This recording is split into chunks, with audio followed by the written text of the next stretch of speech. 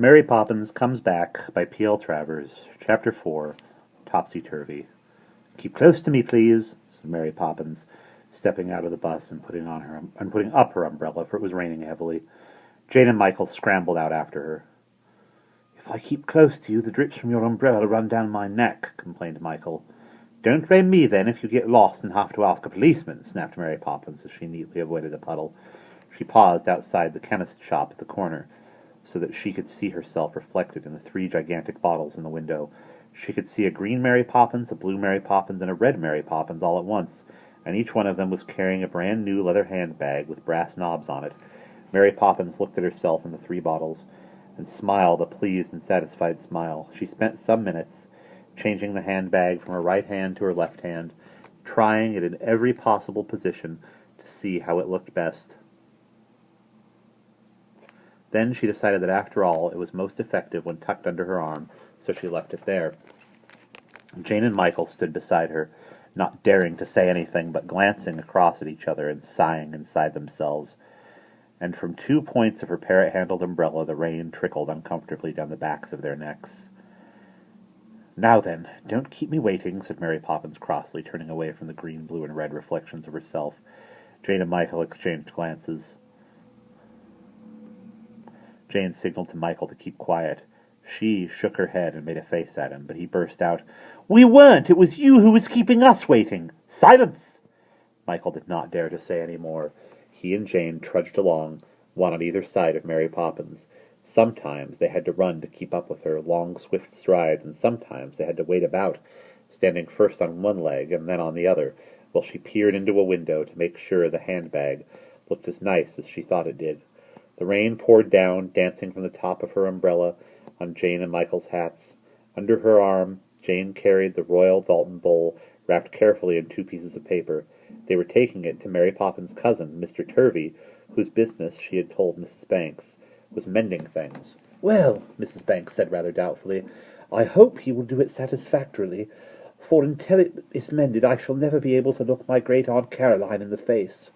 Great-aunt Caroline had given Mrs. Banks the bowl when Mrs. Banks was only 3, and it was well known that if it were broken, Great-aunt Caroline would make one of her famous scenes. "Members of my family, ma'am," Mary Poppins had retorted with a sniff, "always give satisfaction." She had looked so fierce that Mrs. Banks felt quite uncomfortable and had to sit down and ring for a cup of tea. Swish! There was Jane, right in the middle of a puddle. "Look where you're going, please," snapped Mary Poppins, shaking her umbrella and tossing the drips over Jane and Michael. "This rain is enough to break your heart." "If it did, could Mr. Turvy mend it?" inquired Michael. He was interested to know if Mr. Turvy could mend all broken things or only certain kinds. "Could he, Mary Poppins?" "One more word," said Mary Poppins, "and back home you go." "I only asked," said Michael sulkily. "Then don't!" Mary Poppins, with an angry sniff, turned the corner smartly, and opening an iron gate, knocked at the door of a small tumble-down building. Tap, tap, tappity-tap, the sound of the knocker echoed hollowly through the house. "Oh, dear," Jane whispered to Michael. "How awful if he's out." But at that moment heavy footsteps were heard tramping down toward them, and with a loud rattle the door opened. A round, red-faced woman, looking more like 2 apples placed one on top of the other than a human being, stood in the doorway. Her straight hair was scraped into a knob at the top of her head, and her thin mouth had a cross and peevish expression.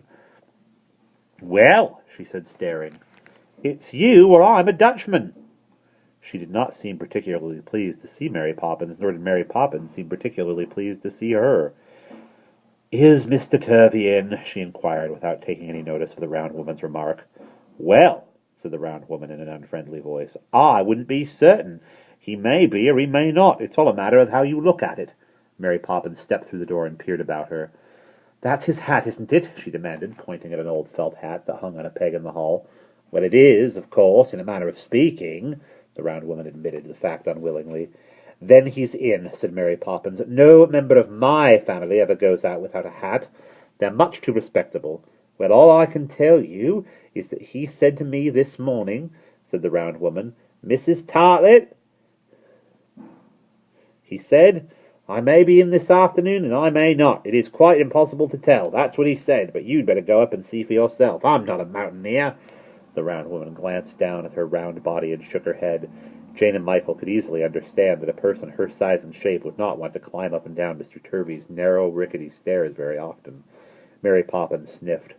"Follow me, please," she snapped the words at Jane and Michael, and they ran after her up the creaking stairs. Mrs. Tartlet stood in the hall watching them with a superior smile on her face. At the top landing, Mary Poppins knocked on the door with the head of her umbrella. There was no reply. She knocked again, louder this time. Still there was no answer. "Cousin Arthur!" she called through the keyhole. "Cousin Arthur, are you in?" "No, I'm out!" came a faraway voice from within. "How can he be out? I can hear him," whispered Michael to Jane. "Cousin Arthur!" Mary Poppins rattled the door handle. "I know you're in." "No, I'm not," came the faraway voice. I'm out, I tell you. It's the second Monday." "Oh, dear, I'd forgotten," said Mary Poppins, and with an angry movement she turned the handle and flung open the door. At first, all that Jane and Michael could see was a large room that appeared to be quite empty, except for a carpenter's bench at one end. Piled upon this was a curious collection of articles: china dogs with no noses, wooden horses that had lost their tails, chipped plates, broken dolls, knives without handles, stools with only 2 legs, everything in the world, it seemed, that could possibly want mending. Round the walls of the room were shelves reaching from floor to ceiling, and these, too, were crowded with cracked china, broken glass, and shattered toys. But there was no sign anywhere of a human being. "Oh," said Jane in a disappointed voice. "He is out after all." But Mary Poppins had darted across the room to the window. "Come in at once, Arthur. Out in the rain like that, and you with bronchitis the winter before last." And to their amazement, Jane and Michael saw her grasp a long leg that hung across the window-sill and pull in from the outer air a tall, sad-looking man with a long, drooping mustache. "You ought to be ashamed of yourself," said Mary Poppins, crossly, keeping a firm hold of Mr. Turvy with one hand while she shut the window with the other. "We've brought you some important work to do, and here you are behaving like this." "Well, I can't help it," said Mr. Turvy apologetically, mopping his sad eyes with a large handkerchief. "I told you it was the second Monday." "What does that mean?" asked Michael, staring at Mr. Turvy with interest. "Ah," said Mr. Turvy, turning to him and shaking him limply by the hand. "It's kind of you to inquire, very kind. I do appreciate it, really." He paused to wipe his eyes again. "You see," he went on, "it's this way. On the second Monday of the month, everything goes wrong with me." "What kind of things?" asked Jane, feeling sorry for Mr. Turvy, but also very curious. "Well, take today," said Mr. Turvy. "This happens to be the second Monday of the month, and because I want to be in, having so much work to do, I'm automatically out. And if I wanted to be out, sure enough, I'd be in." And Jane, though she really found it very difficult to understand. "I see," said Jane, though she really found it difficult to understand. "So that's why—" "Yes," Mr. Turvy nodded. "I heard you coming up the stairs, and I did so long to be in. So, of course, as soon as it happened, there I was, out. And I'd be out still if Mary Poppins weren't holding on to me." He sighed heavily. "Of course, it's not like that all the time, only between the hours of 3 and 6. But even then it can be very awkward." "I'm sure it can," said Jane sympathetically. "And it's not as if I was only in and out." "As if it was only in and out," Mr. Turvy went on miserably. "It's other things, too. If I try to go upstairs, I find myself running down. I have only to turn to the right, and I find myself going to the left. And I never set off for the west without immediately finding myself in the east." Mr. Turvy blew his nose. "And worst of all," he continued, his eyes filling again with tears, "my whole nature alters.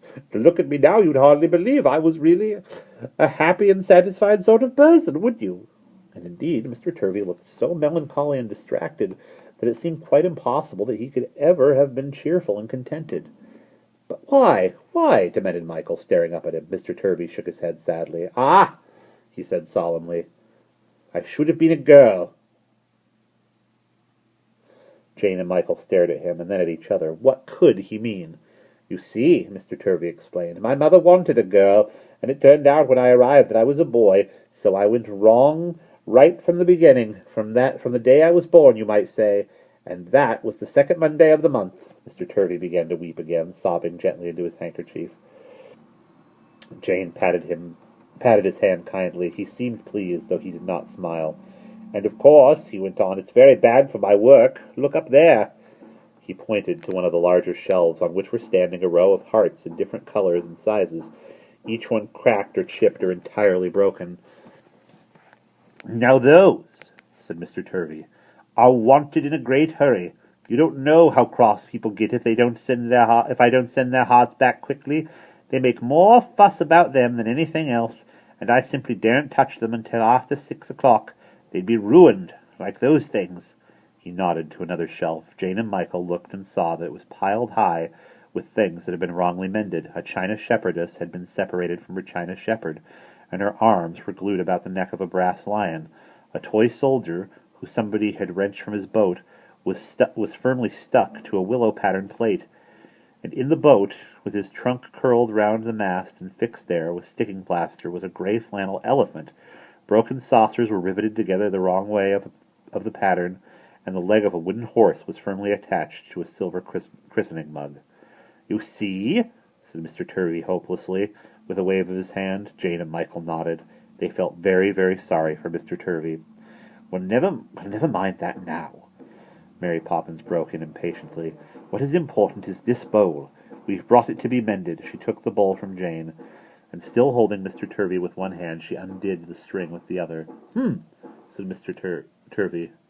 "Royal Dalton. A bad crack. Looks as though somebody had thrown something at it."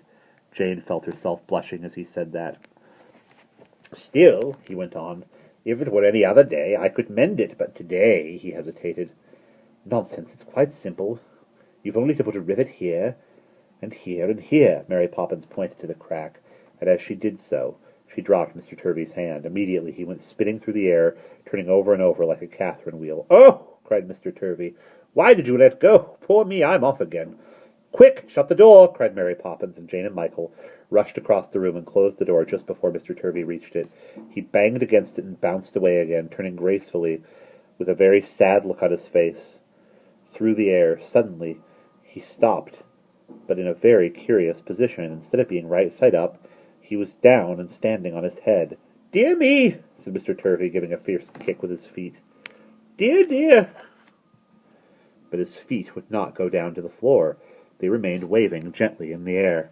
"Well," Mr. Turvy remarked in his melancholy voice, "I suppose I should be glad it's no worse. This is certainly better, though not much better, than hanging outside in the rain with nothing to sit on and no overcoat. You see," he looked at Jane and Michael, "I want so much to be right side up, and so, just my luck, I'm upside down. Well, never mind. I ought to be used to it by now. I've had 45 years of it. Give me the bowl." Michael ran and took the bowl from Mary Poppins and put it on the floor by Mr. Turvy's head. And as he did so, he felt a curious thing happening to him. The floor seemed to be pushing his feet away from it and tilting them into the air. "Oh," he cried, "I feel so funny. Something most extraordinary is happening to me." For by now he, too, was turning Catherine wheels through the air and flying up and down the room until he landed head first on the floor beside Mr. Turvy. "Strike me pink!"